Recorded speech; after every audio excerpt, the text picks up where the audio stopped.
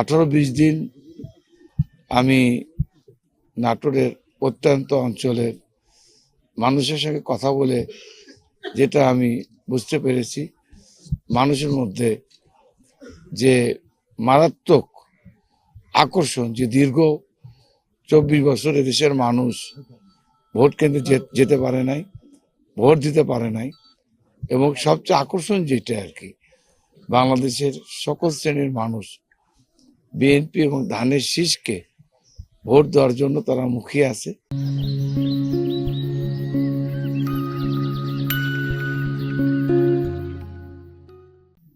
এবং তারা এই যে দীর্ঘদিন তাদেরকে ভোট দিতে না যাওয়া, বাধা দেওয়া, এটা তাদের মধ্যে মারাত্মক একটা আকর্ষণ হয়ে আছে। যে কারণ বাংলাদেশের মানুষ, সাধারণ মানুষ, ভোটার, বিশেষ করে মেয়েরা এই ধানের শীষের প্রতীককে তারা ভোট দিয়ে অভ্যস্ত।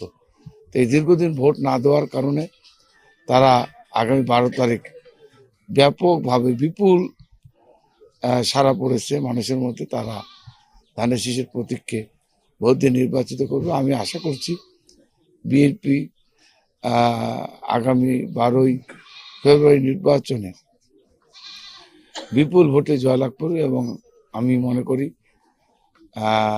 বিএনপির চেয়ারম্যান তারেক রহমান সাহেব আগামী বাংলাদেশের প্রধানমন্ত্রী। এটা সময়ের ব্যাপার বলে আমি মনে করি।